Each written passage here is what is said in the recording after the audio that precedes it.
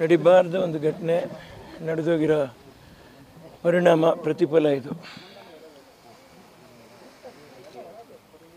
ಪ್ರಾಣನ ಕಳ್ಕೊಂಡು ಮನೆಗೆ ಆಧಾರ ಸ್ತಂಭವಾಗಿರ್ತಕ್ಕಂಥ ಒಬ್ಬ ಒಂದು ಜೀವನ ಕಳ್ಕೊಂಡು ಈಗ ಕುಟುಂಬ ಪರಿತಪಿಸ್ತಾ ಇರೋದು ನೋಡ್ತಾ ಇದ್ದರೆ ಕರಳು ಕಿತ್ಕೊಂಡು ಹೋಗುತ್ತೆ. ಜೀವನದಲ್ಲಿ ಮನುಷ್ಯ ಹೇಗೆ ಬಾಳಬೇಕು, ಹೇಗೆ ನಡ್ಕೋಬೇಕು, ಯಾವ ಒಂದು ದಿಕ್ಕಿಗೆ ಮಾನವೀಯತೆ ಸಾಗ್ತಾ ಇದೆ, ನಮ್ಮದು ಮನುಷ್ಯತ್ವ ಸಾಗ್ತಾ ಇದೆ. ನಾವು ಹೆಚ್ಚು ಕಡಿಮೆ ಮನುಷ್ಯರು ಅಂತೀವಿ, ಆದರೆ ನಾವು ಮನುಷ್ಯತ್ವ ಉಳ್ಳ ಮನುಷ್ಯರಾಗಿದ್ದೀವ ಅಂತ ನಾವೇ ನಮ್ಮನ್ನೇ ಮುಟ್ಟು ನೋಡ್ಕೋಬೇಕಾದ ಪರಿಸ್ಥಿತಿ ಕಾಲ ಬಂದ್ಬಿಡ್ತು ಹತ್ತಿರಕ್ಕೆ. ಜೀವನ ಇಡೀ ಸಂಪಾದನೆ ಅಂತ ಅಲ್ವೇ ಅಲ್ಲ, ಜೀವನ ಇಡೀ ಹೆಸರೂ ಅಲ್ವೇ ಅಲ್ಲ. ಜೀವನ ಇಡೀ ಈ ಜೀವಗಳ ಬಗ್ಗೆ ನಾವು ಕಾಳಜಿ ತಗೊಂಡು ಬದುಕುವಂಥ ಬದುಕೇ ಜೀವನ. ಪ್ರತಿಯೊಂದು ಬದುಕಲ್ಲೂ ಜೀವ ಇದೆ. ಜೀವರಾಶಿಗಳನ್ನ ನಾವೇ ಯಾವುದೋ ಒಂದು ರೂಪದಲ್ಲಿ ಭಗವಂತ ತಂದೆ ತಾಯಿಯಾಗಿ ಸೃಷ್ಟಿ ಮಾಡಿಬಿಟ್ಟಿರ್ತಾರೆ. ಇನ್ನೊಂದು ಮಗು ಜೋಪಾನವಾಗಿ ಬೆಳಿಬೇಕು, ಬಾಳಬೇಕು, ಬೆಳಗಬೇಕು ಅನ್ನುವಂಥ ಆಸೆನಲ್ಲಿ ಬೆಳೆಸ್ತಾರೆ. ಎಲ್ಲೋ ಒಂದು ಚಾತುರ್ಯ, ಎಲ್ಲೋ ಒಂದು ಕೆಟ್ಟ ಸಮಯ, ಎಲ್ಲೋ ಒಂದು ಒಳ್ಳೆಯದು, ಎಲ್ಲೋ ಒಂದು ಕೆಟ್ಟದು. ಈ ಕೆಟ್ಟದು ಜಾಸ್ತಿ ಆದಾಗ ಇಂಥ ಪರಿಸ್ಥಿತಿಗಳು ಬಂದ್ಬಿಡ್ತವೆ. ಇದು ಹೆಚ್ಚು ಆಗಬಾರ್ದೇನು ಜೀವನದಲ್ಲಿ. ಎಲ್ಲರೂ ಇದನ್ನು ನಾವು ಅರ್ಥ ಮಾಡ್ಕೋಬೇಕಾಗಿರುವಂಥ ಮುಖ್ಯವಾದ ವಿಷಯ.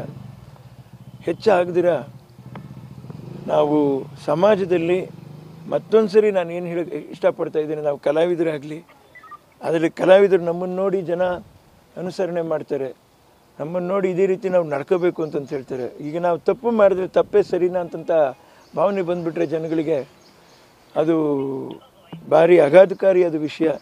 ಭವಿಷ್ಯಕ್ಕೆ ಖಂಡಿತ ನಾವೆಲ್ಲರೂ ಈ ಪರಿಸ್ಥಿತಿಯಲ್ಲಿರುವಂಥ ಒಂದು ಹೆಸರು ಕೀರ್ತಿ ಇರುವಂಥ ನಾವು ಯಾರೂ ಅಲ್ಲ, ನಾವು ಸಾಮಾನ್ಯ ನಾಗರಿಕರೇನೆ. ಆದರೆ ನಮಗೆ ಕಲಾವಿದರು ಅಂತಕ್ಕಂಥ ಒಂದು ಪಟ್ಟನ್ನು ಕೊಟ್ಟು ಬಿಟ್ಟಿದ್ದಾರೆ. ನಮಗೆ ಅದು ಕೊಟ್ಟು ಸುಮ್ಮನೆ ಬಿಟ್ಟಿಲ್ಲ, ಜವಾಬ್ದಾರಿಯೊಂದಿಗೆ ಬಿಟ್ಟಿದ್ದಾರೆ. ನಾವು ಏನೇ ಒಂದು ಸ್ವಲ್ಪ ಮಾತಾಡಿದ್ರು, ಏನೇ ಒಂದು ಸ್ವಲ್ಪ ಹೇಳಿದ್ರು ಅದು ದೊಡ್ಡದಾಗಿ ಕಾಣಿಸ್ತದೆ. ದೊಡ್ಡದಾಗಿ ಕಾಣಿಸ್ತದೆ, ನಾವು ದೊಡ್ಡದಾಗಿ ಮಾತಾಡಿದಾಗ ದೊಡ್ಡದಾಗಿ ಕಾಣಿಸ್ತದೆ, ಸಾಮಾನ್ಯವಾಗಿ ಮಾತಾಡಿದಾಗ ಸಾಮಾನ್ಯವಾಗಿ ಕಾಣಿಸ್ತದೆ, ನೊಂದು ಮಾತಾಡಿದಾಗ ಅದ್ರ ನೋವು ತುಂಬಿರುತ್ತೆ, ವಿವೇಕ ಹೇಳಿದಾಗ ಅದರಲ್ಲಿ ವಿವೇಕ ತುಂಬಿರುತ್ತೆ. ಎಲ್ಲೋ ಒಂದು ಕಡೆ ನಾವು ವಿವೇಚನೆಯೋ ಸ್ಮೃತಿಯೋ ಅಥವಾ ನಮ್ಮತನನ ನಾವು ಎಲ್ಲೋ ಒಂದು ಕಡೆ ಕಳ್ಕೊಂಬಿಟ್ಟು ನಾವೇನಾದರೂ ನಡ್ಕೊಂಬಿಟ್ಟಾಗ ಇಂಥ ಅಚಾತುರ್ಯಗಳು ಆಗುವಂಥ ಸಾಧ್ಯತೆ ಇದೆ. ಇದನ್ನು ಆದಷ್ಟು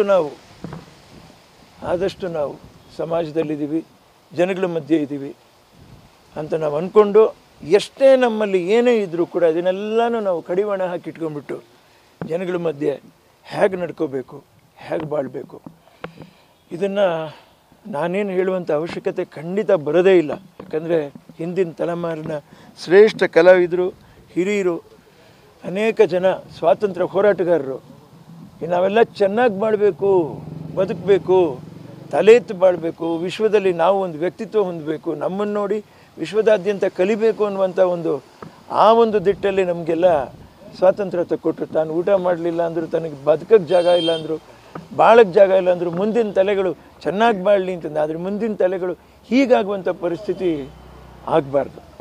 ಆಗದಿರ ನಾವು ಎಚ್ಚರಿಕೆ ವಹಿಸ್ಕೊಂಡು ಬಾಳಬೇಕು. ನಮ್ಮ ಸುತ್ತಲೂ ನಮ್ಮ ಮಾಧ್ಯಮ ಇದೆ, ಎಲ್ಲನೂ ಇದೆ. ಅವರ ಮಾಧ್ಯಮ ಮಿತ್ರರಾಗ್ತಾರೇನೆ ಹೊರತು ಮಾಧ್ಯಮ ಶತ್ರುಗಳು ಯಾವತ್ತೂ ಯಾರಿಗೂ ಆಗೋದಿಲ್ಲ. ಖಂಡಿತ ನೀವು ತಿದ್ದಿ ಬುದ್ಧಿ ಹೇಳುವಂಥದ್ದನ್ನ ನಾವು ತಿಳ್ಕೊಂಡು ಜೀವನದಲ್ಲಿ ಅನುಸರಿಸ್ಕೊಂಡು ಅಣ್ಣ ತಮ್ಮ ಅಕ್ಕ ತಂಗಿ ಎನ್ನುವಂಥ ಒಳ್ಳೆಯ ಸೌಹಾರ್ದ ಭಾವನೆಯಲ್ಲಿ ನಾವು ಜೀವನ ನಡೆಸ್ಕೊಂಡು ಹೋಗಬೇಕು ಅನ್ನುವಂಥದ್ದೇ ಇದು ದೊಡ್ಡ ಪಾಠ ನಮಗೆ.